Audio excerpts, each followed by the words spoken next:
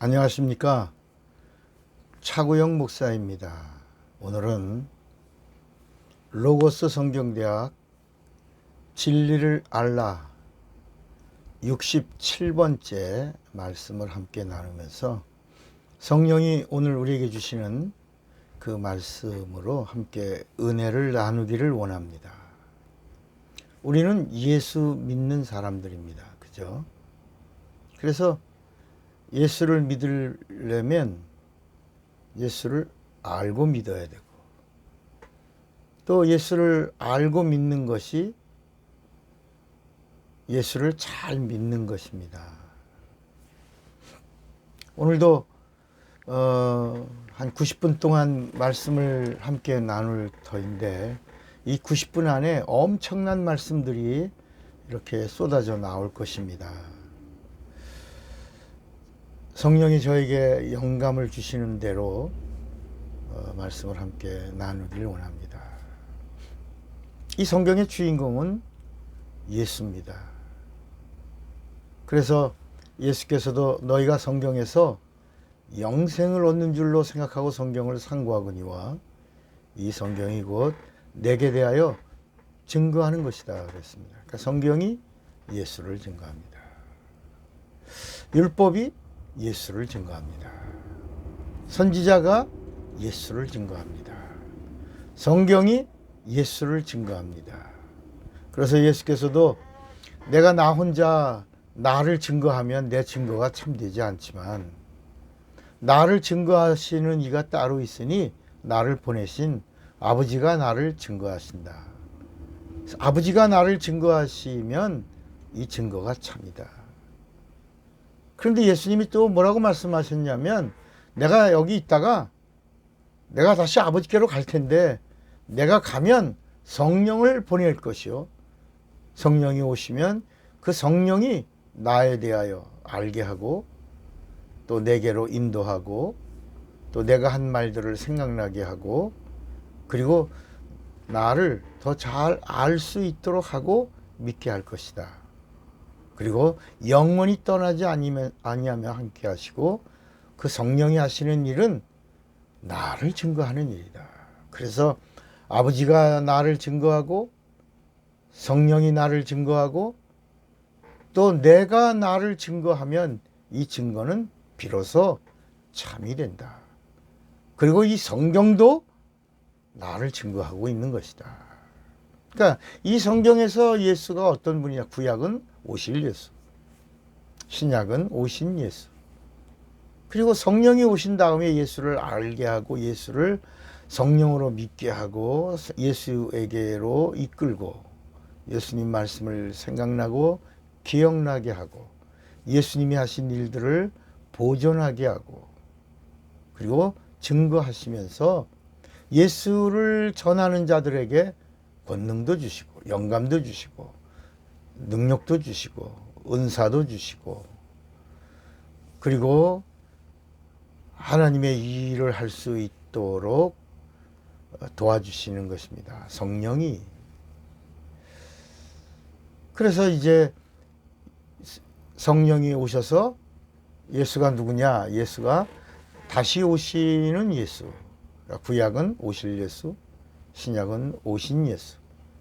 그리고 성령은 오셔서 장차 믿는 자들을 영접하여 하늘나라로 데리고 가실 다시 오실 예수를 증거하고 있는 것입니다. 여기까지 참 쉽죠, 그죠? 아하, 그렇게 정리가 됩니다. 그러나 이제 좀 더 나가면 이 성경의 말씀의 깊이와 비밀을 우리가 알면서 함께 더 큰 은혜를 받을 수 있을 것입니다. 그래서 예수가 누구냐? 요한복음 1장 1절에 예수는 하나님과 함께 하시는 말씀이다. 그 말씀은 하나님이다. 그래서 태초에 말씀이 계시니라. 이 말씀이 하나님과 함께 계셨으니 이 말씀은 곧 하나님이시라. 그리고 그 하나님이신 그분이 이 땅에 있는 모든 만물들을 다 지으셨다는 겁니다. 예수가 없이는 된 것이 없다. 그러니까 이 세상에 있는 모든 보이는 것과 보이지 않는 것들을 지으신 창조주가 누구다? 예수다. 그래서 예수는 누구다? 창조주이시다. 근데 그분이 요한복음 1장 14절에 보면 말씀이 육신이 되어 우리 가운데 거하심에 우리가 보니 독생자의 영광이요 은혜와 진리가 충만하더라. 그가 하나님이 말씀이신 하나님이 영이신 하나님이 육체를 이 말씀이 육체를 입으시고 이 땅에 오셔서 하나님을 보여주셨다. 그러니까 예수가 누구냐? 보여주신 하나님이신데 보이지 않는 세계와 보이는 모든 세계를 다 지으신 그 창조주가 누구다? 예수다. 예수는 보여주신 하나님이시요 창조주 하나님이시다. 창조주. 근데 그분이 왜 육신을 입으셨냐? 육신을 입으신 이유가 뭐냐? 영은 피를 흘릴 수가 없습니다. 이 성경 전체 핵심의 내용이 피에는 생명이 있다. 그래서 피에 있는 생명으로 구약에는 짐승의 피에 있는 생명으로는 육체를 정결케 하고 이제 신약에 예수의 육체에서 흘린 피는 하나님의 피인데 이 하나님의 피는 우리 영혼을 영원히 정결케 했다. 그래서 죄사함과 구원이 시작되었다. 예수가 누구냐? 피 흘리신, 그래서 우리 생명을 주신, 우리 죄를 구원하신 구세주 하나님이시다. 예수가 누구라고요? 구세주 하나님이시다. 그 하나님이 이 땅에 오신 이유가 뭐냐? 요한 1서 3장 8절에 보니까 하나님의 아들이 이 땅에 나타나신 일이 인간만 구원하려고 하신 것이 아니라 하나님에게 원수가 있다. 원수. 하나님의 원수. 곧 마귀인데 그 마귀의 일을 멸하려고 하나님의 아들이 이 땅에 나타나신 것은 마귀의 일을 멸하려 하심이라. 그래서 오셔서 마귀를 멸하는 일, 그게 심판입니다. 그래서 마귀를 심판하는 일을 다 하셨습니다. 그리고 다 이루었다. 그래서 인간을 구원하는 일로는 피를 흘리셨고, 피 흘리시고 인간을 구원. 그러니까 우리가 예수를 믿는데 예수님의 피는 죽음을 말하죠. 예수의 피와 죽음, 예수님의 부활과 생명, 이것을 각각 이 역할이 다른 겁니다. 예수의 피와 죽음으로는 인간을 구원하시고 인간의 저주를 몰아내시고 인간을 율법에서 자유케 하시고 형벌에서 자유케 하고 사망에서 자유케 하고, 예수의 부활과 생명은 이 부활 죽었다가 다시 살아나신 이 부활의 생명, 부활과 생명은 마귀를 심판하신 겁니다. 그러니까 예수가 누구냐? 마귀를 심판하신 심판주다. 그러니까 예수님은 인간을 심판하러 오신 분이 아닙니다. 예수님이 오셔서 나는 인간을 심판하러 온 것이 아니라 이 죄인을 찾아왔고 죄인을 구원하러 왔다. 이렇게 말씀하신 겁니다. 심판은 누구를 하냐? 하나님의 원수. 하나님과 인간 사이를 이간질하는 원수. 하나님의 원수, 마귀. 우리를 시험 들게 하는 마귀를 심판하러 오신 겁니다. 그리고 이제 다섯 번째죠. 보여주신 하나님, 창조주 하나님, 구세주 하나님, 심판주 하나님. 그 다음에 이제 마지막 다섯 번째가 바로 뭐냐면 다시 오신다. 다시 오시는 재림주 하나님이신 예수. 재림주 하나님이신 예수. 그러니까 우리가 예수를 믿으려면 예수님의 이 말씀은 믿고 예수님의 행하신 것은 안 믿고, 예를 들어 처녀의 몸을 빌어 오셔, 그건 난 이해가 안 돼, 안 믿어져, 이러고 안 믿고, 예수님이 무리를 그거 어떻게 믿어? 예수님 말씀을 듣고 믿고 순종하는데 귀신을 쫓아라 뭐 이런 말은 난 못 믿겠어. 귀신 쫓으라는 건 난 못 믿겠어. 성령 받아라. 아예 나는 그냥 예수만 믿지 뭐 성령까지 받을 필요 없어. 이렇게 자기의 정함으로 하나님의 말씀을 가감하거나 취사 선택하거나 이러는 것은 온전한 믿음이 아니라는 것입니다. 그러니까 예수님을 믿는다면 예수님이 하신 모든 그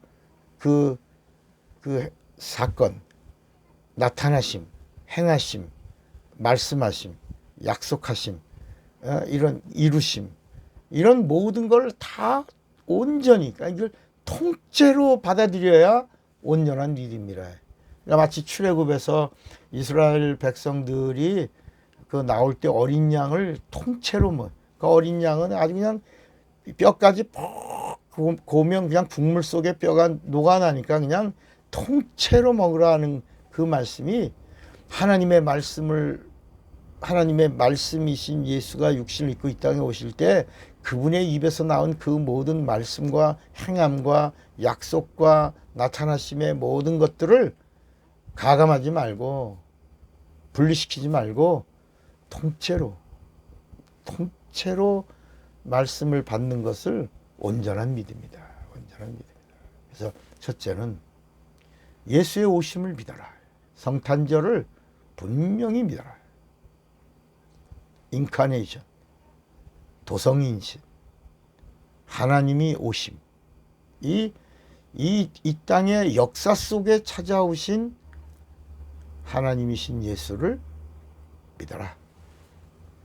그리고 두 번째는 예수님의 공생의 기간에 하나님으로 사신 사실을 믿어라.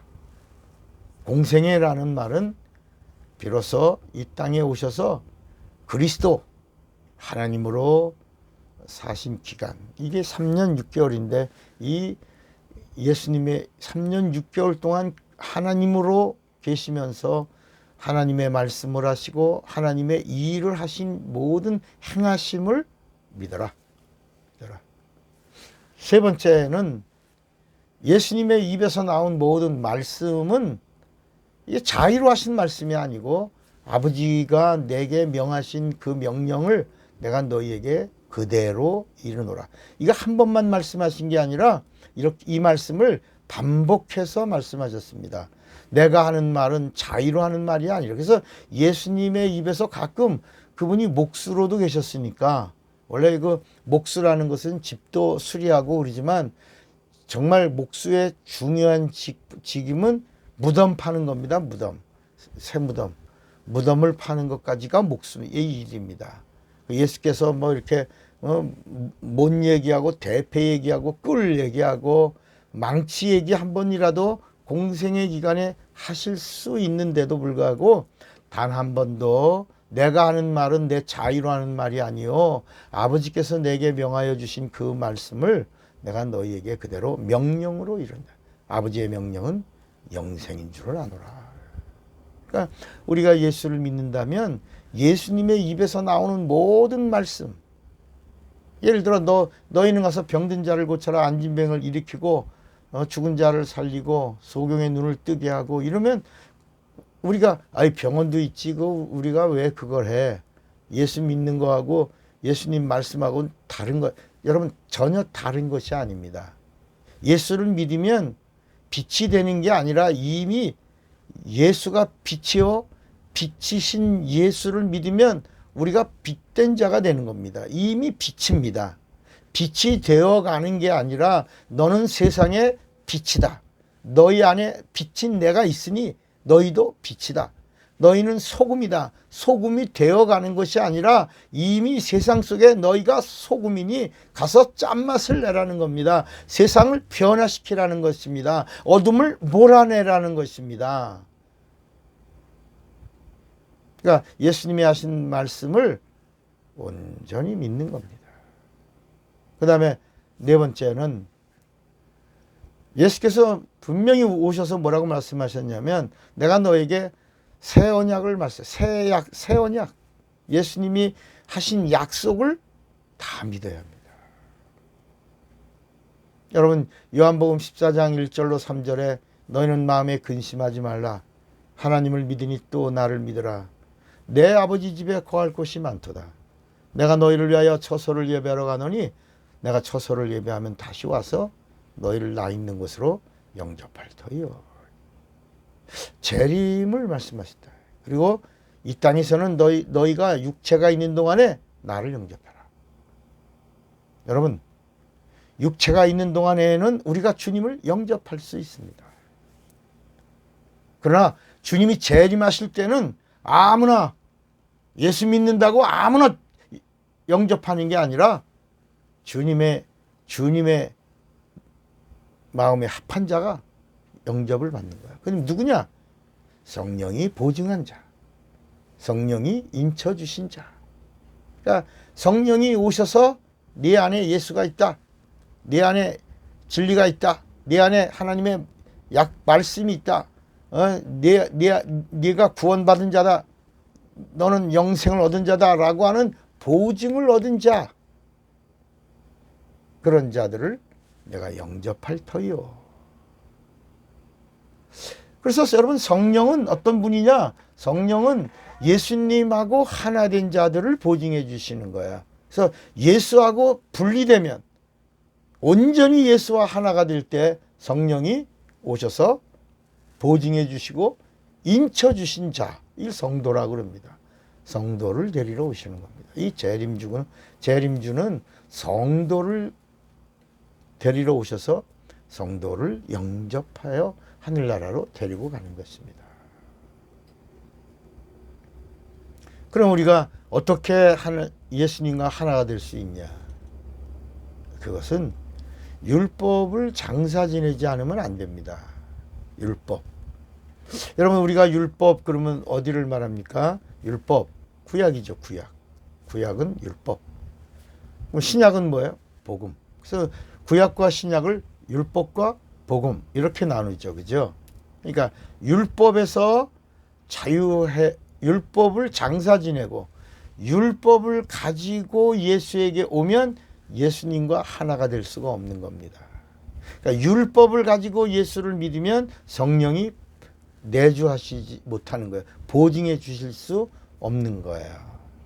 그러니까 예수를 믿으려면 율법을 완전히 버리고 율법을 완전히 장사 지내고 그리고 예수와 하나 되어야 비로소 율법에서 자유케 되는 겁니다. 그래서 요한복음 8장에도 진리를 알지니 진리가 너희를 자유케 하리라. 그러니까 진리로 자유가 뭐 방종인가? 내 맘대로인가? 난 자유야. 나 자유야. 이렇게 그런 게 아니라 예수와 온전히 하나. 예수가 진리거든요. 진리이신 예수와 하나가 되면 예수처럼 자유하다는 거예요. 그러니까 예수처럼 자유하다라고 하는 말이 율법이 이제는 너를 정죄할 수가 없다는 거예요. 너를 정죄할 법이 세상에는 없다. 이 자유다.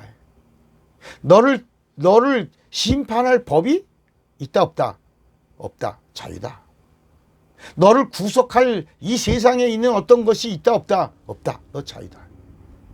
너를 죽일 사망이 너를 사망으로 이끌고 갈 법이 있다? 없다. 너는 자유다. 그러니까 세상에 있는 어떤 법이라도 예수와 하나 된 나와 나를 구속할, 나를 간섭할, 나를 지배할 어떤 법도 없으니 너는 이 세상에서 뭐다? 자유자다. 이 자유자가 구원받은 자요. 이 구원받은 자를 성령이 오셔서 보증해 주시면 성령의 생명, 영생을 얻는 겁니다. 이터널 라이프. 영원한 하나님의 생명을 성령으로 얻는 거야. 그러니까 예수의 피로는 세상에서 구원을 얻고 세상에서 구원 얻은 자들, 죄 문제 해결한 자들이 성령을 받으면 성령이 주시는 그 생명의 성령의 법으로 영생을 가지고 이제 하나님과 영원한 관계를 가지면서 살게 되는 것입니다. 그러니까 예수를 온전히 믿으면 율법에서 자유해야 합니다. 율법에서. 그런데 여러분, 오늘날 우리가 예수 믿는 사람들이 교회 안에서 율법을 얼마나 따집니까? 율법으로 얼마나 판단합니까? 그죠? 그래서 여러분, 사도행전에도 보면 예수 믿는데 예수 믿는 이방인을 보고는 뭐라 그러냐면, 야, 우리는 예수 믿느라고 얼마나 고생하고 예수 율법을 지키다가 예수를 믿었는데, 아이 너희들은 금방 예수 믿고 너희들은 자유자가 됐냐? 구원받은 자가 됐냐? 이건 말도 안 된다. 우리와 다르다. 너희들도 할례 받아라. 그래서 할례를 행한 거예요. 그래서 예수 믿어도 할례 받아라. 그래서 이 문제 때문에 사도행전 15장에 예루살렘 회의가 이루어진 겁니다. 예수 믿고 할례 받는 것이 옳으냐. 제사상에 올라간 이 짐승의 이걸 먹어야 되냐, 안 해야 되냐. 뭐 이런 여러 가지 아주 중요한 이야기를 놓고 이제 예루살렘에서 회의를 하게 된 겁니다. 그 예루살렘 회의에서 깔끔하게 예수를 믿는 것은 은혜를 받는 것이다. 은혜를 받는 것은 육체 할례에서 자유하는 것이다. 예수의 피에 이 생명의 능력이 있는 것이다. 영원한 하나님의 피에 생명이 있다. 그래서 이 율법 아래서는 이 선택받은 자들을 말하고 있죠. 그래서 율법 아래 있는 자를 선택받은 백성이라고 말하고, 복음 아래 있는 자들을 뭐라고 말했어요? 진리로 낳으신 자녀라고 말합니다. 맞죠? 율법 아래 있는 자들을 택하신 백성, 복음 아래 있는 자들은 진리로 낳으신 자녀, 이렇게 말씀합니다. 그러니까 백성과 자녀는 차이가 있어요, 없어요? 있죠. 그죠? 백성과 자녀는 차이가 있습니다. 백성은 선택하는 거, 자녀는 낳는 겁니다. 그죠? 그래서 이 선택이라고 하는 이 단어는 영어로 말하면 스페셜입니다. 스페셜. 많은 열방들 가운데 하나님이 이렇게 살피다가 가장 미련하고 가장 연약하고 바보같이 하나님을 섬길 수 있을 것 같다. 이렇게 하나님이 이렇게 두루 살피시다가 한 연약한 한 민족을 택했는데, 그게 바로 유럽의 밑에 있죠. 아시아의 끝에 있죠. 아프리카의 위에 있죠. 그래서 유럽과 아프리카와 아시아의 그 중간에 그 반달, 그 히브리지요. 원래 히브리라는 말은 구로, 나그네라는 말입니다. 이렇게 아주 떠돌이를 하나, 거기서 한 사람, 아브라함을 통해서 내가 너를 택하겠다. 그래서 아브라함과 이삭과 야곱을 통해서 그 야곱의 12지파를 통해 그 지파가 이제 씨족이 되고 민족이 되고, 민족이 나라가 되고, 그 나라가 국가가 되고, 그 이스라엘 민족을 하나님이 선택하셨죠. 그리고 하나님이 이제 예수가 오실 때까지 돌보신 겁니다. 하나님의 백성으로. 그러니까 우리는 이게 특별히 선택받았다. 선택받은 거하고, 이 복음은 은혜로 낳은 거, 낳으신 자녀라, 진리로 낳으신 자녀라고 그랬습니다. 그러니까 여러분, 자녀가 더 권위가 있습니까? 선택받은 백성이 더 권위가 있습니까? 아란이도 알겠죠? 자녀입니다. 그래서 천국에 가면 우리는 뭐 면류관을 받거나 상 받기, 이런 이야기가 성경에 있습니다. 그죠? 상을 받으리라. 그 예수님이 마태복음 5장에 나를 위하여 핍박을 받는 자는 하늘에 큰 상이 있을 것이요. 큰 상을 이제 말씀하셨습니다. 또 칭찬도 말씀하고, 또 면류관도 말씀했습니다. 그러니까 이제 예수 믿고 교회에서 신앙생활하는 자들에게 여러분 하늘에서 상 받으시기 바랍니다. 여러분 아멘 아멘 합니다. 면류관 쓰시기 바랍니다. 아멘 아멘 합니다. 칭찬받기 바랍니다. 아멘. 물론 이제 이게 백성과 자녀와의 사이에서 다 받을 수 있는 거지요. 그런데 후사는 상속자입니다. 낳으신 자녀는 후사예요. 상속자예요. 상속자는 칭찬을 받으려고 상 받으려고 하지 않습니다. 다 가진 자입니다.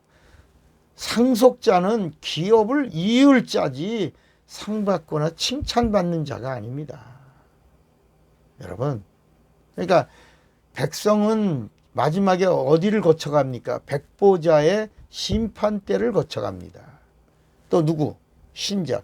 이스라엘 백성과 신자는 동격입니다.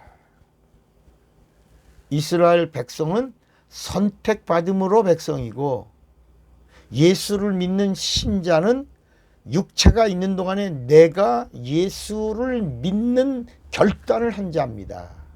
내가 예수를 선택한 거예요. 그래서 백성과 신자는 동격입니다. 그래서 구원이 끝입니다. 구원이 끝이에요. 그 다음에 영광은 없습니다. 끝입니다. 그래서 백보자를 지나가야 되고 백보자에서 구원이라고 하는 것이 심판받고 결정되는 거예요.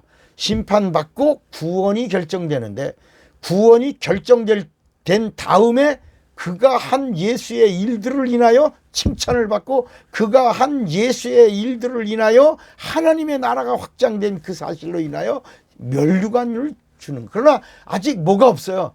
이 백성과 신자에게는 구원이 있고 칭찬이 있고 상급이 있고 면류관이 있지만 없는 것이 있다. 이게 바로 기업을 이은 후사요 상속받은 자녀들에게만 있는 건데 이것이 바로 영광과 존귀입니다. 후사들에게는 칭찬이나 상이 없어요. 여러분 상 받을래요? 영광 얻을래요? 여러분 면류관 쓸래요? 존귀의 관을 쓰실래요?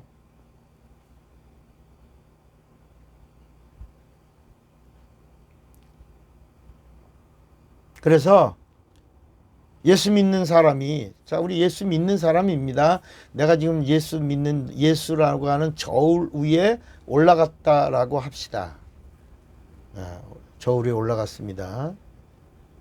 그럼 저울 위에 올라가면 아까 뭘 다 장사 지내야 돼? 구약을 장사 지내야 돼, 구약. 구약을 한마디로 뭐라 그랬죠? 율법. 율법을 가지고 오면 안 되는 겁니다. 예수를 믿는 사람은 율법을 가지고 오면 안 돼요. 그럼 쉽게 말하죠. 율법이 뭡니까? 율법이 바로 율례와 규범인데 율례와 규범이 또 뭡니까? 율례와 규범은 양심입니다. 그러니까 세상의 양심이 율례요. 그 율례가 바로 세상의 율법입니다. 그러니까 불신자들은 양심이 율법이에요. 아, 이렇게 하면 죄 짓는 건데. 이렇게 하면 부모님이 싫어하실 텐데. 이렇게 하는 건 선악의 구별을 자기가 하나님처럼, 그러니까 양심이라고 하는 것은 뭐냐면 잣대가 하나님이에요. 선악을 구별하는 자가 하나님이에요. 그러니까 세상 사람들은 양심을 가지고 구별하며 자기가 자칭 하나님처럼 사는 거예요. 그 양심이 하나님의 율법이에요. 자기들의 율법이에요. 그런데 하나님이 열방 가운데 한 민족을 택해서 하나님의 양심을 준 거예요. 이 하나님의 양심이 뭐예요? 율법이에요, 율법. 그 율법이 바로 십계명이고, 십계명을 모법으로 해서 자법으로 말라라는 것을 365개를 주고 하라라고 하는 이 명령을 248개를 준 겁니다. 그러니까 이 십계명이 진리가 아닙니다. 십계명은 진리가 아니고 세상에 있는 양심 가운데 이것은 하나님이 정한 양심이다라고 그 세상의 많은 양심들 속에, 그러니까 예를 들어 인구가 30억이다 그러면 양심이 30억 개가 있는 거예요. 율법이 몇 개가 있는 거예요? 30억 개가 있는 거예요. 그 중에 하나님이 10개만 고른 겁니다. 10개. 이것은 하나님의 양심이다. 이걸 율법으로 주신 거야. 그 중에서 1계명부터 4계명까지는 하나님에 대한 양심. 5계명부터 그래서 인간을 향한 첫 계명이 바로 내 부모를 공경하라 하잖아요. 인간에 관한 계명은 6개를 주고 이 6개가 모법으로 주신 겁니다. 그리고 이제 자법으로 365개를 주시면서 말라. 매일매일 365라는 말은 1년을 말합니다. 1년 365일을 마귀에게, 이 세상 임금이 마귀거든요. 이 세상 임금인 마귀에게 속지 말라. 그리고 또 반복하지만 하라라는 명령이 몇 개라고 그랬죠? 율법이 248개인데 이것이 인간의 이 머리부터 발끝까지의 뼈 마디 쪼가리까지 다 합치면 248개입니다. 하나님의 말씀이 네게 찾아와 네가 그 말씀과 상관하고 순종할 때에 뼈 마디가 하나가 되라. 온전히 순종하라. 248개의 뼈 마디가 하나가 돼요. 온전히 순종하면 참 순종이요. 진짜 순종이요. 내가 너에게 복을 주나 안 주나 한번 봐라. 넘치도록 주겠다. 후히 주고 눌러주고 흔들어주고 풍성히 주고 그리고 뺏어서도 주고 합당치 아닌 걸 뺏어서도 주고 그 다음에 뭐야? 더 주신다. 이렇게 말씀하신 겁니다. 다 근데 이 구약에 나오는 율법은 그 순리입니다.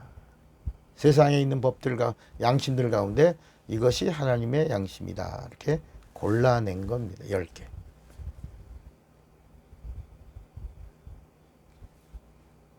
그런데 이 하나님의 양심, 구약에 있는 하나님의 양심인 율법과 세상 사람들이 갖고 있는 세상의 많은 세상의 양심인 율법, 이걸 가지고 예수 믿으면 안 된다. 교회 가지고 오면 안 된다. 교회 생활에 잣대로 사용하면 안 된다. 안 된다.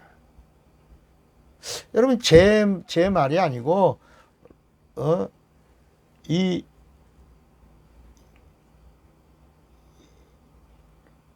성경은 뭐라고 우리에게 말씀하고 있냐면 로마서 4장 14절에 보면 로마서 4장 14절에 보면 만일 율법에 속한 자들이 후사이면 믿음은 헛것이 되고 약속은 폐하여졌네요. 그러니까 율법 아래에 있는 그러니까 예수 믿는 자가 율법을 가지고 오면 절대로 후사가 될 수가 없다.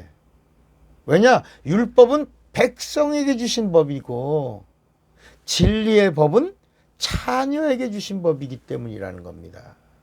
그러니까 율법을 가지고 오면 뭐가 못 된다? 후사가 못 된다.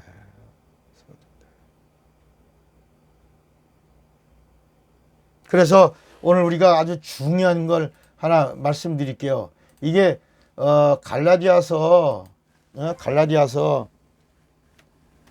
5장 4절을 한번 보시면 갈라디아서 5장 4절에 보면 성경이 뭐라고 말씀하고 있냐면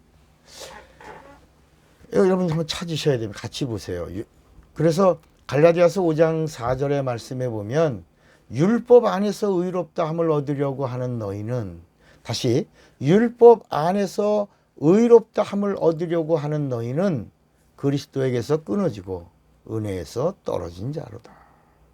그러니까 율법을 양심을 가지고 교회로 들어오거나 예수 믿는 자가 예수 믿는다고 하면서 이 세상 양심의 법을 가지고 들어와서 내 양심대로 내가 내 양심껏 예수 믿는다고 내 양심에 어긋나지 않게 예수 믿고 있다. 그러면 안 된다.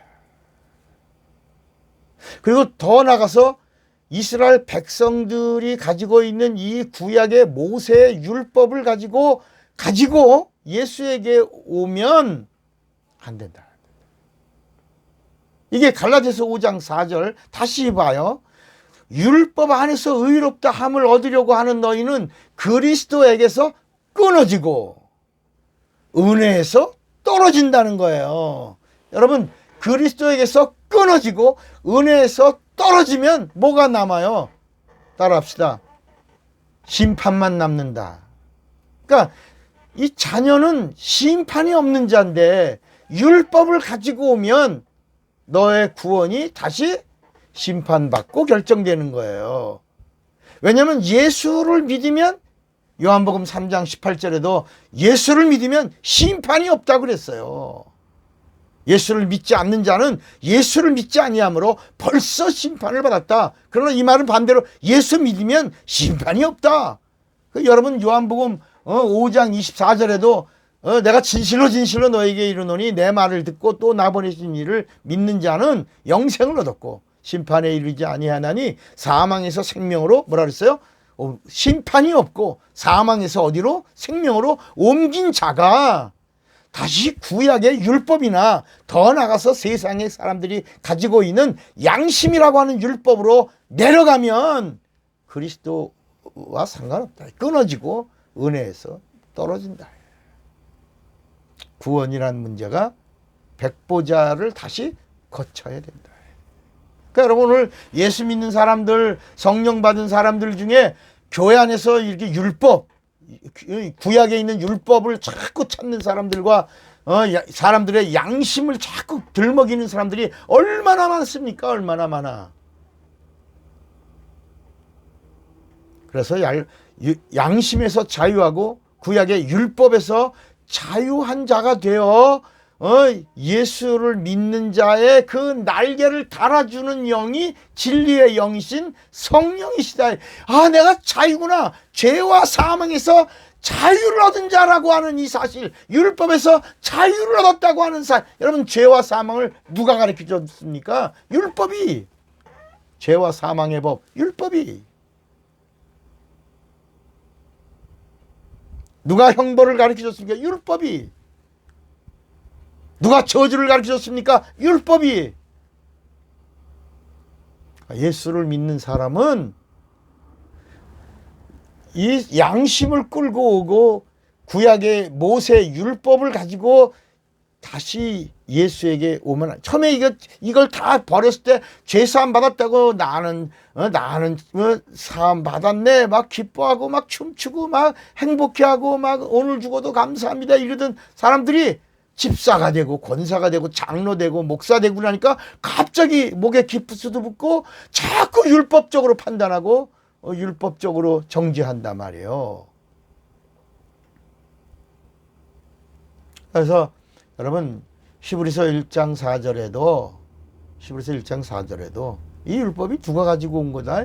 천사가 갖다 준 법이다. 천사는 종이다. 그래서 종의 영을 받은 걸 가지고 예수에게로 같이 더불어 오면 안 된다. 히브리서 1장 4절 저가 천사보다 얼만큼 뛰어남은 저희보다 더욱 아름다운 이름을 기업으로 얻으심이니 하나님께서 어느 때 천사 중 누구에게 네가 내 아들이라 오늘날 내가 너를 낳았다 하셨으며 또다시 나는 그에게 아버지가 되고 그는 내게 아들이 되리라 하셨느뇨. 천사는 부리는 영이라는 겁니다. 천사는 구원 얻은 자 하나님의 자녀들을 섬기라고 보냄을 받은 자들이라는 것입니다. 그러니까 천사가 가지고 온 율법을 우리가 섬기면 다시 자유자가 자녀의 영을 가진 자가 다시 종의 영을 가진 자가 된다면 하나님이 그런 자를 가만 안 두고 반드시 구원이라고 하는 문제도 심판하고 구원 주신다. 그러니까 요한계시록의 백보자를 얘기하는 얘기는 예수 믿는 자가, 성령 받은 자가 다시 율법으로 떨어진 자들을 향하여 요한계시록이 그렇게 두렵게 느껴지지만 예수 제대로 믿고 성령 받은 자는 요한계시록에 나오는 말씀은 전혀 성도들하고 상관없는 것이다. 에베소서 3장 6절에도 이는 이방인들이 복음으로 말미암아 그리스도 예수 안에서 함께 후사가 되고 함께 지체가 되고 함께 약속에 참여하는 자가 됨이라 그랬어요.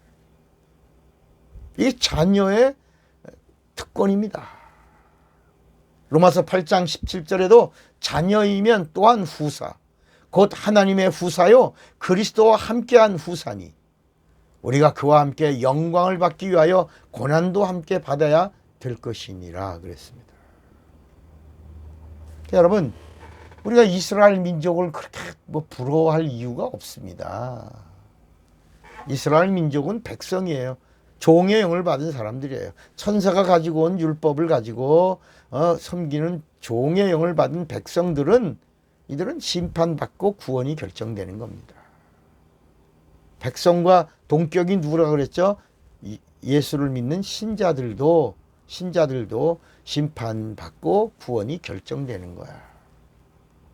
그러면 여기서 또 목사님 예수 믿으면 구원 받는다라고 하는 약속을 받았죠. 그래서 구원을 받았다, 구원을 받으리라, 구원을 받았다, 구원 받으라 이런 말씀이 있는 거예요. 이게 구원 받으라, 구원 받으리라, 구원 받았다. 그러니까 신자는 심판받고 구원이 결정되는 것입니다. 그러니까 여러분 예수님의 수제자인 베드로를 보세요.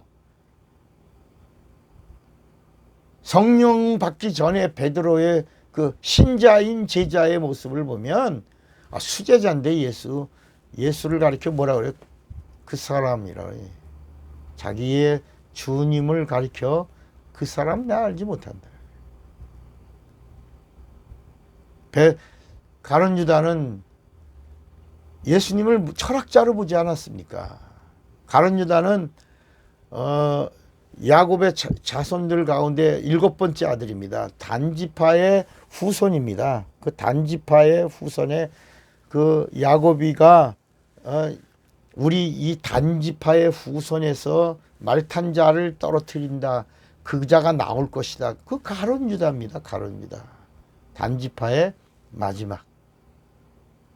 그가 예수를 하나님의 아들로 보질 않고 그 당시 소크라테스나 플라톤이나 이런 아주 세상 속에 유명한 철학가.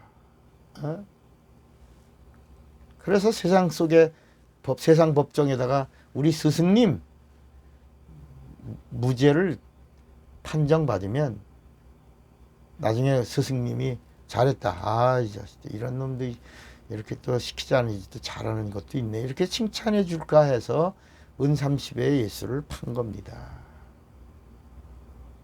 그런데 자기가 생각한 계획과 전혀 다르게 가거든요. 전혀 이게 예수가 죽게 되거든요. 스승님이 죽게 됐단 말이에요. 그러니까 다 예수님의 제자들 다 도망가 있지만 가룟 유다만 법정에 가서 은산십을 다시 내놓고 뭐라 그럽니까? 예수 무죄요. 여러분 세상 법정에서 예수의 무죄를 변호하고 거기서 막 예수의 무죄를 변론한 자는 가룟 유다입니다. 예수 무죄요. 막 울면서 막 그 장면을 한번 상상해 보세요. 예수 무죄요. 우리 스승님 무죄. 내가 무죄한 자를 팔았어. 여러분 그 양심에 다시 율법으로 가잖아요. 양심의 가책을 받아서 자살하지 않습니까? 자살했는데 그 목매달은 나무가 약해가지고 축 처지니까 떨어졌는데 또 떨어졌어도 거기 또 석회서 뾰족한 돌 위에 배가 또 확 꽂혀가지고 창자가 터져가지고 그것도 창자가 터져 배가 막 새들이 와서 쪼기 쪼아 먹고 막 그 사람들 아유 저놈 스승을 팔아서 양심의 가책을 받고 자살한 놈 아유 스승 팔아 흘린 피 그 아겔다마라는 맛이 피맛인데 그 내용 자체가 그런 겁니다. 스승 팔아 죽어 배 터져 죽은 놈의 그 밭, 그 피가 묻어 있는 그 밭 아겔다마. 그러니까 신자인 제자들의 모습을 보면 우리가 이게 딱 정리가 됩니다. 그러니까 성령 없이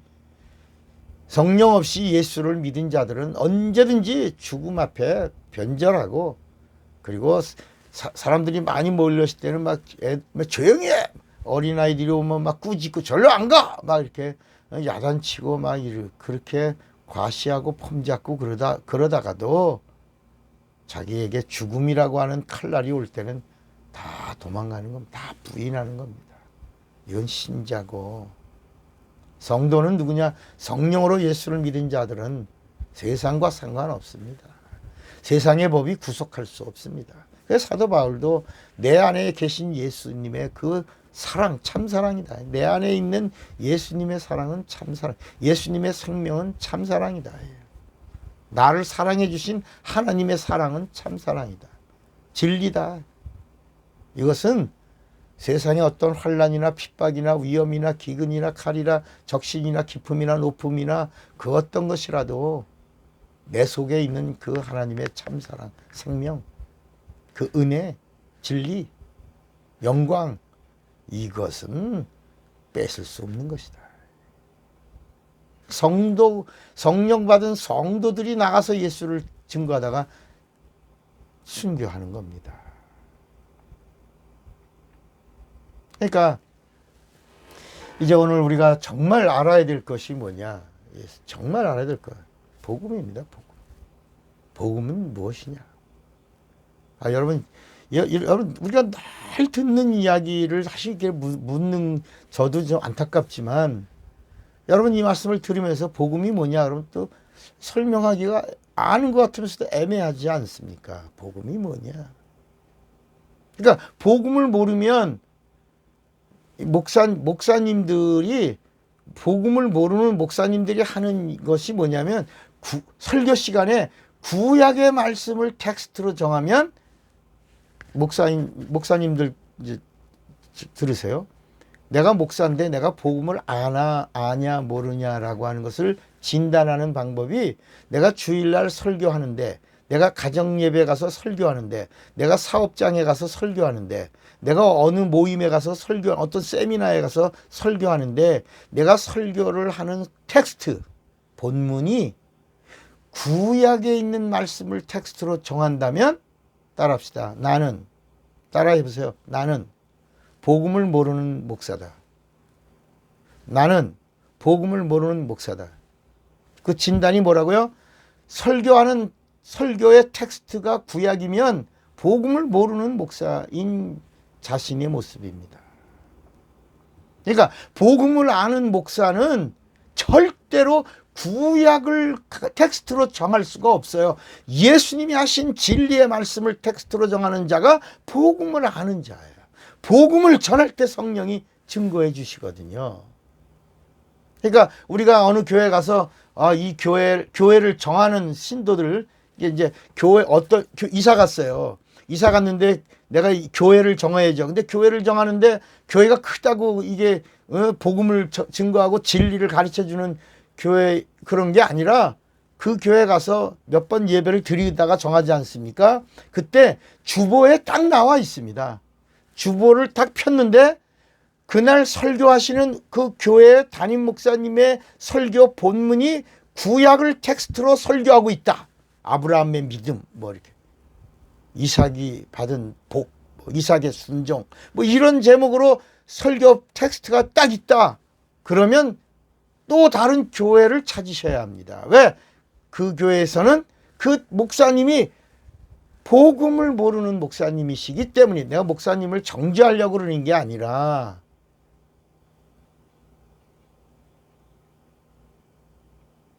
그 다음에 아주 중요한 것은 뭐냐면, 여러분 마지막 주님이 오실 때 우리가 구원받아야 되고, 구원받은 자들을 성령이 보증해 주시고, 성령이 보증받은 자들을 데리러 오시는 거잖아요. 그런데 중요한 건 뭐냐? 그래서 낙원에 가 있는 자가 주님이 오실 때 일어나는 걸 부활이라고 그러고, 그리고 우리가 육체가 있는 동안에 주의 일 하고 있는데 주님이 오시면 잠자다가 하나는 가고 하나는 남고, 아침에 또 하나는 가고 남고, 낮에 들에서 하나님 가고 이렇게 휴거되는 자가 있고, 그러지 못한 자들은 이 땅에서 이제까지 겪지 못한 큰 대환란을 겪는다라고 그러니까 그 환란에서, 대환란에서 건짐을 받는 자들이 누구냐? 구원받은 자들이잖아요. 그러려면 여러분, 교회 가서 주보를 딱 폈는데 거기 또 이제 내가 복음을 아느냐 모르냐 하는 목사님들 또 들으세요. 제가 이 로고스는 목사님들 성경 공부입니다. 제가 이거를 지금 28년째 하고 있는 겁니다. 목사님들을 가르치는 이 교육. 지금 방학 기간이라 잠시 영상으로 이렇게 말씀을 전하고 있죠. 그러니까 구원을 받은, 복음을 아는, 진리를 전하는 목사인가 아닌가를 목사님이 진단하는 두 번째, 그 두 번째가 바로 신앙 고백입니다. 자, 이게 중요하죠. 신앙 고백 누구에게 합니까? 하나님께 하는 거잖아요. 근데 그 신앙 고백을 받으시는 분이 누구예요? 나를 구원하신 예수 아니에요. 예수가 나의 구세주잖아요. 예수가 나의 하나님이시잖아요. 근데 예수님에게 우리가 고백을 하는데 우리의 고백이 사도신경을 하면 안 된다. 사도신경을 하는 순간 구원에서 그냥 탈락이니까, 한국교회 구원, 이 신앙 고백이라고 하는 이 사도신경 때문에 구원에서 탈락되는 사람이 얼마나 많겠어요. 왜? 이 사도신경은 기독교의 고백입니까? 천주교의 고백입니까? 천주교의 고백이죠. 그죠? 그러면 천주교가 기독교입니까? 아니면 이단입니까? 이단이죠. 천주교는 기독교가 아니죠. 우상 종교죠. 그 천주교의 뿌리가 어디입니까? 창세기 11장에 바벨탑 사건 이후로 그 바벨교 아닙니까? 바벨교의 만모니즘이 이어져 나려온 거고. 그리고 이 사도들이 사도신경을 고백한 적이 있습니까? 사도들이 고백한 고백이 성경에 있습니까? 그러니까 성경에 없기 때문에 하면 안 되는 겁니다. 사도들은 이런 고백을 한 적이 없습니다. 그죠? 오늘은 이 말씀을 전하려고 하는 것이 아닌데, 오늘 어떤 목사님이나 어떤 교인이 누군가가 이 말씀이 필요한 분이 있어서 이 말씀이 영감으로 증거되고 있는 것 같습니다. 제가 35년 전에 한국교회 사도신경 하지 않기 운동을 벌린 사람입니다. 그때 사람들이 깜짝깜짝 놀랐죠. 그리고 이 사도신경이 천주교의 사도신조에서 우리 기독교가 천주교의 신앙 고백이 2만 개입니다. 2만 개.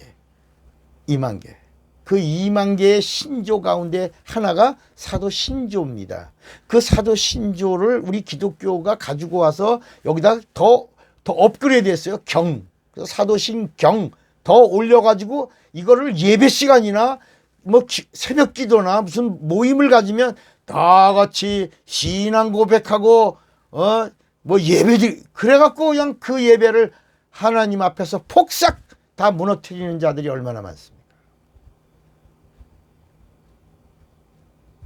여러분, 그 사도신경이라고 하는 이 고백에 거기 아주 중요한 몇 가지가 있지 않습니까? 그래서 그런 이야기를 제가 지적했죠. 거기 예수가 지옥에 떨어졌다는 그런 단어. 그 다음에 I believe in the Holy Catholic Church. 천주교를 믿사오며, 거기 그 앞에 뭐가 있냐면 더가 붙어서 더 캐토릭 처치입니다. 우리는 천주교를 믿지 않습니다. 그런데 정관사 더가 붙는 캐토릭은 교황의 권위를 말하고 있는 겁니다. 거기 I believe in the라고 우리는 믿사오며, 그러니까 그게 성경에 있는 것 같고 이걸 우리 기독교인들의 고백인 것 같이 말하고 있지만, 거기에 I believe in the Holy Catholic Church, 그러니까 천주교의 교권, 즉 교황의 권위를 믿사오며 라고 하는 이런 고백을 하는 겁니다. 그다음에 아주 중요한 게 또 하나 있는데 I believe in the 그다음에 communion of saints라는 단어가 있어요. 거기.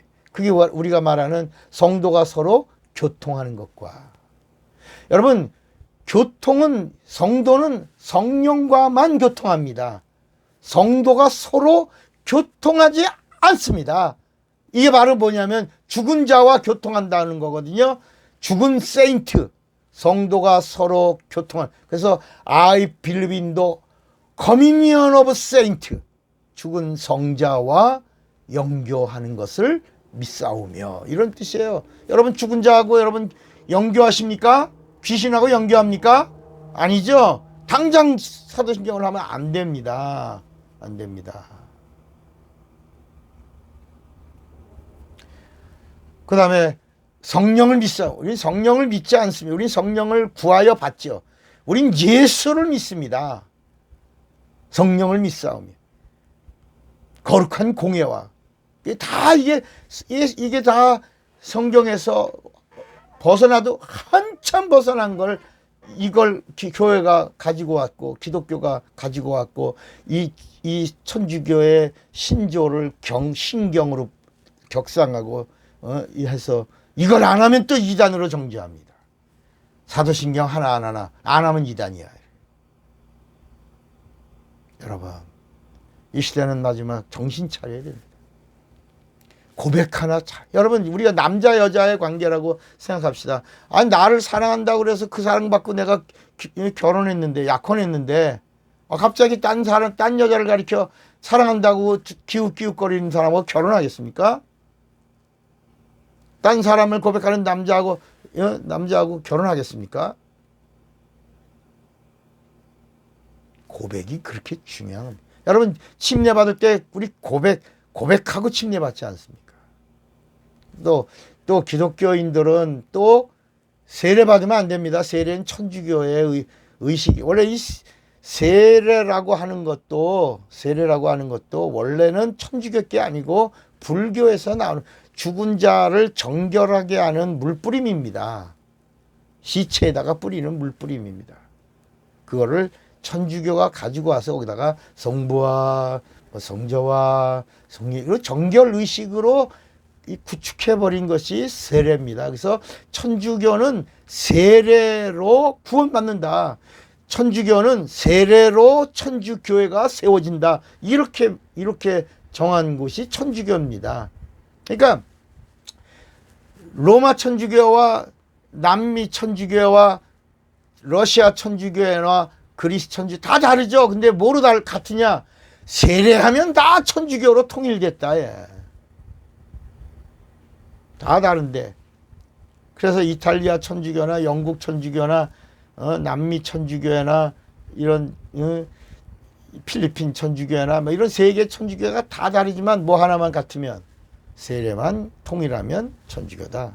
교황의 권위 앞에 순복해라. 이렇게 나온 겁니다.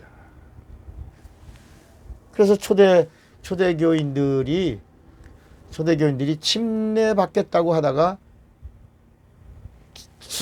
종교재판으로 순교를 받습니다. 여러분, 우리는, 근데 이게 세례받는 나라가 이 세상에서 대한민국밖에 없어. 우리는 세례 많이 받으니까. 저도 감리교 목사니까 세례받고 목사가 됐죠. 어느 날 원본을 공부하다가, 이거 뭐야? 베프티즘이 세례하고 다르잖아. 그래서, 야, 우리 침례 받아야 되네. 그래서 같이 공부하던 목사님들을 6명인가 같이 강가에 가서 서로 침례 줬습니다. 그때는 뭐 침례교 목사가 아니고 뭐 침례를 어떻게 주는지도 모르니까 강가에 가서 그냥 야, 우리 침례 받는데 성경엔 베프티즘이다. 세례가 아니고 침례다. 우리가 침례를 받는데 침례 어떻게 받는지 모르지만 물속에 들어가는 거다.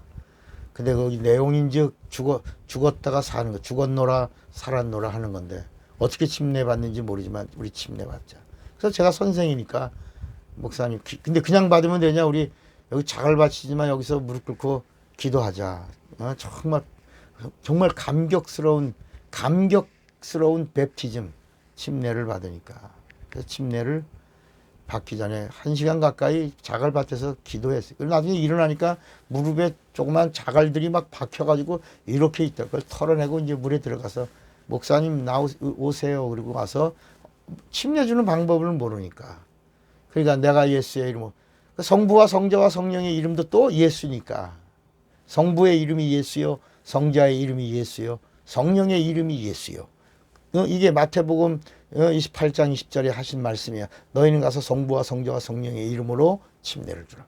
이게 사도행전에 오니까 예수의 이름으로 침례를 주니라. 예수의 이름으로 침례를 주니라. 예수의 이름으로 침례를 받고 12사람쯤 이런 얘기들이 나오면서 예수의 이름이 성부와 성자와 성령의 이름이구나.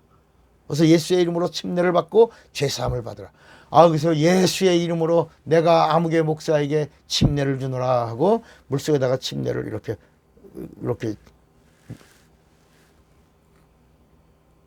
담근 겁니다. 이렇게 어떻게 꺼내는 줄도 모르고 그냥 죽었노라. 아무개 목사 너는 죽었노라. 어떻게 언제 나오는 거지 모르죠. 모르니까 시간이 지나니까 좀 있다가 나오려고 막 목사님이 목사 이렇게 움직이니까 탁 놔주면서 살았노라 이렇게 할렐루 예수 그러면서 그렇게 하고 다시 또 막 그때 6명이 눈물 콧물 범벅으로 울면서 다시 또 자갈밭에서 죄사함의 표 구원의 표 베드로전서 3장 21절에 침례는 구원하는 표다. 마가복음 16장 16절에 침례를 받고 구원을 받으라. 거기 믿고 침례를 받으면 구원의 표가 되고 기독교인이라고 하는 의식으로 침례를 받으면 정죄를 받으려 심판을 받고 구원이 결정되는 겁니다. 이런 말씀들이 탁탁탁탁 정리가 되는 거예요. 여러분 복음을 아는 목사, 복음을 아는 성도, 교인들이 되시기를 바랍니다. 알아야 합니다. 배워야 합니다. 알고 믿어야 합니다. 자, 다시 그러면. 자, 그러면 복음이 무엇입니까? 복음.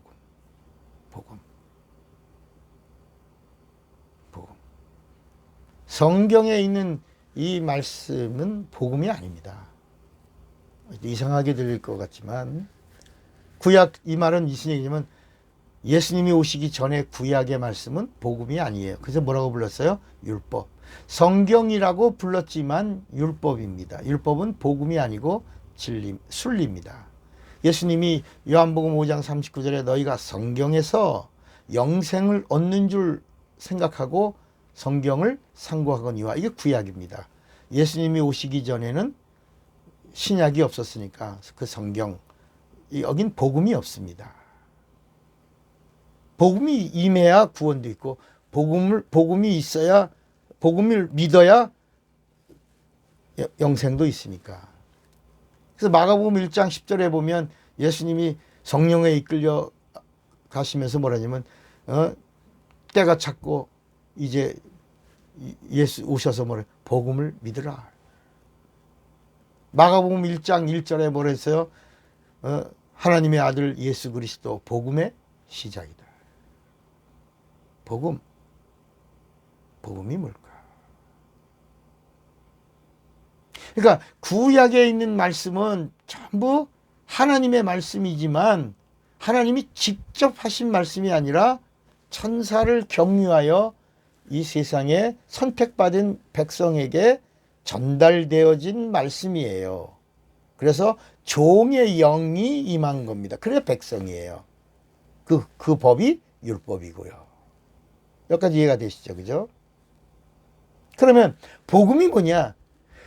최초로 그러니까 여러분 예수도 복음이 아닙니다. 예수도 복음이 아니에요. 아무도 몰라요. 예수님이 복음인지도 모르고 예수님이 복음이지만 예수님이 진리지만 예수님이 생명이지만 예수님이 하나님의 아들이지만 예수님이 복음인 걸 몰라요.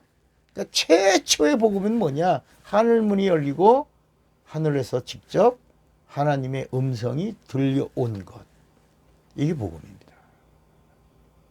이 하나님의 최초의 음성을 들은 사람이 2, 3만 명이야. 2만 명에서 3만 명이 최초로 하나님 아버지 아바가 직접 들려준 말씀. 이게 복음입니다. 아버지의 말씀. 그러니까 여러분 요한복음 17장 17절에 진리가 뭐라고요? 진리는 아버지의 말씀이 진리니이다. 아버지의 진리의 말씀이 들려온 게 복음입니다. 언제? 예수께서 요단강에서 요한의 침례를 받으실 때에 하늘에서 들려온 복음. 예수님을 가리켜 내 사랑하는 아들이요 내 기뻐하는 자요 너희는 이제 그의 말을 들어라. 그의 말을 들어라. 그러니까 그 다음부터 예수님을 하나님은 권세도 내 권세가 아니라 아버지의 권세를 내게 주셨고 심판도 내가 심판하는 게 아니라 심판하는 권한을 내게 주셔서 내가 심판하는 자가 되고 하늘과 땅의 모든 권세를 다 내게 주셨으니 그 하늘과 땅의 모든 권세를 내가 가지고 내가 또 너희에게 주겠노라. 영접하는 자에게 자녀의 권세를 주겠노라. 나를 증거하는 자에게 성령으로 권능을 주노라. 이렇게 주신 겁니다.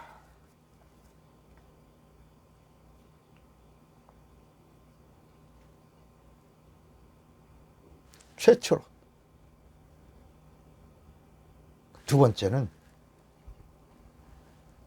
예수님이 제자들을 부르시고 제자들을 가르치시고 함께 하실 때 변형산에 가셨을 때 예수님의 제자들에게 복음이 들려온 게 아니라 베드로와 야고보와 요한을 따로 데리고 변형산에 가셔서 거기서 제자들의 영안을 열어주십니다. 제자들이 영안을 열고 베드로와 야고보와 요한이 예수가 누구인 걸 보는 거야. 그걸 영광이라 했대. 근데 그걸 표현하려고 하니까 성경에 기록하는 자가 흰옷이라, 그 흰옷, 세상에서 어떻게 볼 수 없는 광채가 난 흰옷이라 하는데 사실은 영안을 열고 본 영광입니다. 영광을 볼 수 있는 것은 영안을 여는 겁니다. 그러니까 여러분 스테반이 성령 충만해 죽기 전에 뭐라 했어요? 성령 충만해 영안을 열고 뭘 봅니까? 하늘이 보인다. 하나님의 영광이 보인다. 하나님의 보좌가 보인다. 거기 서 계신 인자를 보노라. 영안을 열고 영광을 보는 겁니다. 그러니까 베드로와 야고보와 요한이 영안을 열고 예수의 영광을 보는 겁니다. 예수가 누구라고요? 영광의 하나님. 영광의 하나님의 아들.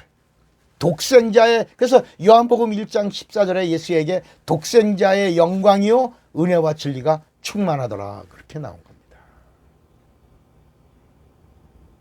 거기서 다시 또 하나님의 하늘문이 여시고 하나님의 음성이 들립니다. 거기서 나의 아들고 택함을 받은 자, 내 아들이다. 사랑하는 내 아들이다. 너희는 저의 말을 들어라.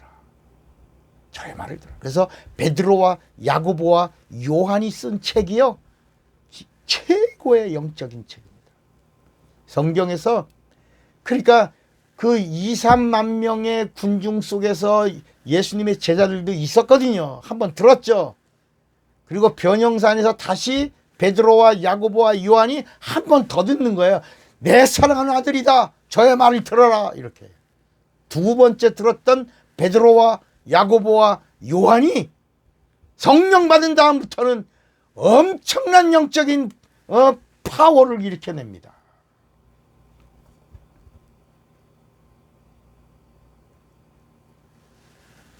그러니까 복음은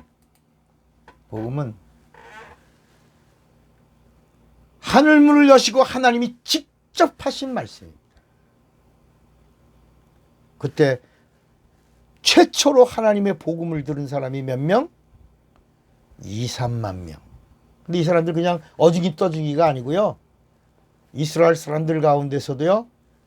요한의 침례를 받고 회개하고 침례받고 천국이 왔다고 그러니까 천국을 사모하는 자들 2, 3만 명입니다. 여러분 성경에 나오는 사람들 다 아무나 하나님이 이렇게 너도 알아 너 이렇게 이런 게 아니라 하나님이 살피고 찾으시고 찾으시다가 하나님의 관심을 끈 자를 하나님이 부르시는 거야. 이렇게 찾다가 하나님의 관심을 끈 자를 하나님이 택하시는 거야. 그러니까 성경에 나오는 사람 아브람, 성경에 나오는 한 사람 이삭, 성경에 나오는 한 사람 다말, 사무엘, 에레미야, 아모스 이렇게 한 사람 특별한 사람 예를 들어 예수님의 십자가를 지고 갈 구레네 시몬도 그가 어디 사람이 리비아 지금 아프리카 리비아에 있는 구레네 그쪽에 있던 예수 믿는 사람인데 거기 예수님이 예수님의 말씀을 들으려고 사모하며 왔다가 그만 예수님의 십자가를 대신 지고 가는 엄청난 영광을 받은 자 성경 안에 구레네 시몬이 들어가는 겁니다. 누구? 십자가를 지고 간 사람. 그러니까 이 최초로 그러니까 오늘 우리가 예수가 누굽니까? 성경에 예수는 하나님의 아들입니다. 하나님의 아들입니다. 이런 말씀들이 많이 나오잖아요. 예수는 하나님의 아들입니다. 라고 하니까 언제 하나님의 아들이라고 그러게 됐지? 사람들이 추대했나? 여러분 추대한 게 아니고 하늘문을 여시고 최초로 하나님이 복음을 들려주신 거예요. 침례받고 물에서 나오는 순간에 내 아들이다. 사랑하는 아들이다. 내 기뻐하는 자다. 내가 예수로만 기뻐한다. 너희는 저의 말을 들으라. 이렇게 2, 3만 명의 그 요단강 그 광야에 모인 사람들과 다시 한번 변형산에서 베드로와 야고보와 요한 예수님의 제자 3명에게 한번 이렇게 들려준 이 말씀이 진리의 말씀이요 복음인 겁니다. 최초로 주신 복음인 것입니다. 자꾸 진리의 말씀이라고 그러니까 생소하게 느끼시지만 하늘문을 여시고 예수님이 침례받고 오셨을 때 하고 변형산에 계실 때 들려준 이 말씀을 주신 분이 아버지 하나님이에요. 아바. 그분의 이름이 아바예요. 아바가 최초로 예수를 보내신 하나님이 하나님 그 아버지 참 하나님 그분이 이 땅에 사람들 귀에다 대고 그냥 귀에다 이성의 귀에다가 아니라 영의 귀에 영혼의 귀에다 대고 들려주신 영의 말씀 진리의 말씀 아버지의 말씀은 진리 그 아버지의 말씀을 들려준 그 진리의 말씀이 복음이다. 그 다음부터 사람들이 예수를 가리켜 하나님의 아들이다. 하나님의 아들이래. 저분이 하나님의 아들이래. 오신다고 하신 그분이래. 그리스도네. 그리스도 살아계신 하나님의 아들. 그리스도 살아계신 하나님의 아들. 이렇게 말하기 시작한 겁니다. 그러니까 여기서 아주 중요한 게 하나 있어요. 예수께서 요한의 침례를 받기 전 그때를 사생애 30년이 그러니까 예수님의 생애에 사생애가 있고 공생애가 있어요. 사생애 30년은 아브라함의 자손이 맞죠? 아브라함의 자손입니다. 요셉의 아들이에요. 다윗의 자손이에요. 그러나 여러분 이 예수님의 30년 동안에는 예수가 복음이 아니에요. 예수가 구원이 아니에요. 왜? 아브라함의 자손으로는 구원을 줄 수가 없으니까. 아브라함의 자손에게는 구원이 없어요. 영생이 없어요. 그러니까 예수님의 사생애 30년은 그냥 예수예요. 구원을 주신 예수가 아니고 아브라함의 자손인 예수예요. 다윗의 자손인 예수예요. 요셉의 아들인 예수예요. 마리아의 아들인 예수예요. 나사렛 사람인 예수예요. 이건 복음이 아니에요. 구원이 없어요. 영생이 없어요. 죄를 속량할 방법이 없어요. 율법을 완성할 방법이 없어요. 그런데 예수님이 침례받고 나올 때 침례가 바로 장사 아브라함의 자손을 장사, 다윗의 자손을 장사, 요셉의 아들을 장사, 마리아의 아들을 장사, 나사렛 사람을 장사, 갈릴리 사람을 장사 지내고 나올 때 이제부터 하나님과 연합된 예수. 여기서부터 이제 예수란 이름이 구원을 주는 예수가 된 거예요.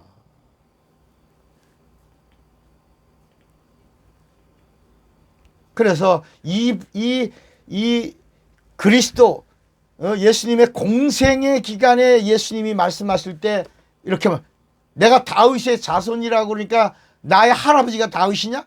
아니라 예수께서 나는 다윗과 전혀 상관없는 자다라고 말씀했어요. 그죠?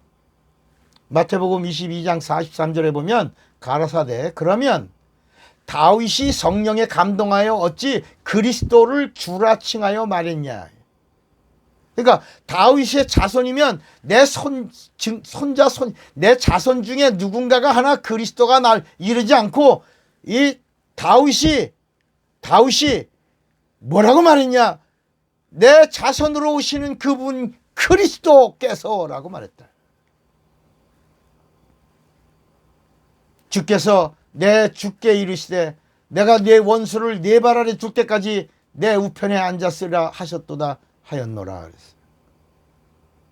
마태복음 22장 45절에 한 번 더 말씀합니다. 다윗이 그리스도를 주라 칭하였은즉 어찌 그의 자손이 되겠느냐. 난 아브라함의 자손 아니다. 그러니까 침례받기 전에 30살까지 사생의 기간에는 내가 다윗의 자손인 거 맞다. 아브라함의 자손인 거 맞다. 요셉의 아들 맞다.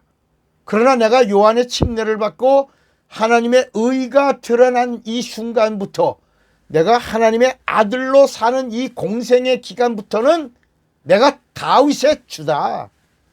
다윗이 나를 가리켜 주라 말했다. 나는 다윗하고 상관없는 주다. 나는 하나님이다. 나는 보여준 하나님이다. 구세주 하나님이다. 세이비어다 라고 말씀하신 겁니다. 그러시면서 예수님이 침례를 받으신 그 이후에 공생의 3년 6개월 동안 예수의 입에서 나오는 말씀은 단 한마디도 사생의 예수의 말씀이 아니라 아버지 하나님 아바의 말씀이다 라고 말씀한 겁니다. 내 입에서 나온, 예수님의 입에서 나오는 말씀은 자의로한 말씀도 아니다. 아버지의 말씀이다. 아버지의 말씀은 진리다. 이 아버지의 말씀이 명령이요 약속이요 복이 될 때 구원과 영생이 된다. 이게 신능력이다. 이렇게 말씀한 겁니다.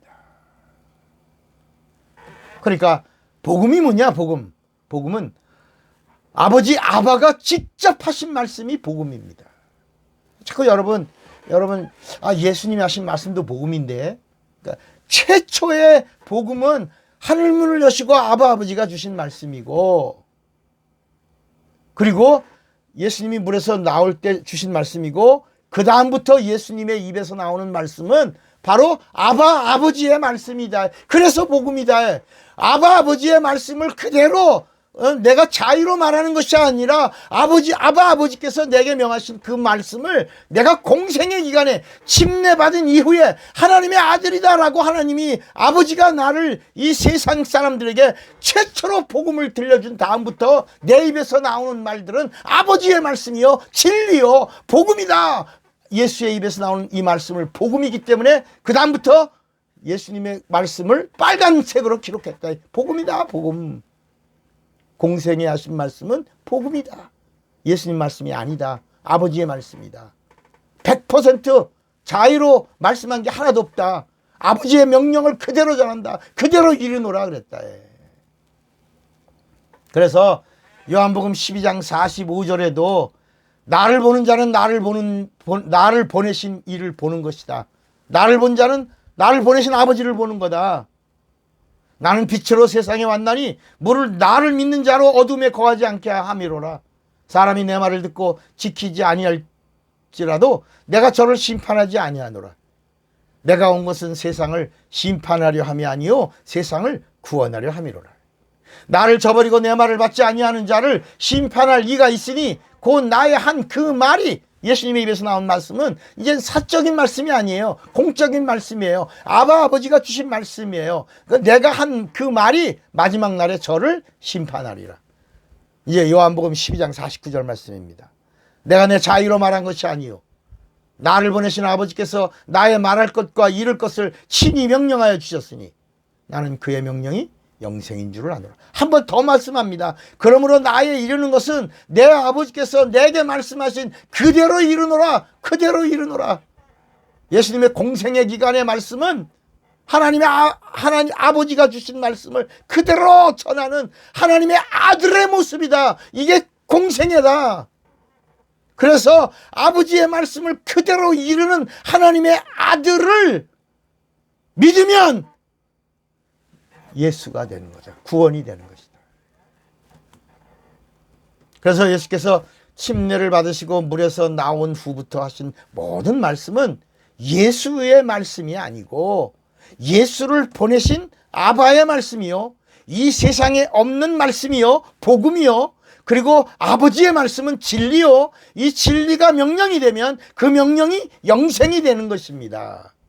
그래서 이렇게 인자로 오신 예수가 하나님의 아들이요, 하나님의 아들의 입에서 나오는 말씀이 아바의 말씀이요, 진리요, 생명이요 라고 믿는 자들, 그러니까 인자를 하나님의 아들로 믿는 자들에게는 예수가 세이비어, 예수, 하나님의 아들이 예수가 되는 거야. 구원이 되는 거야. 그래서 마태복음 1장 21절 예수라 하라 이는 자기 백성을 죄에서 구원할 자이심이라. 구원은 누가 구원받는 이름을 가질 수 있냐?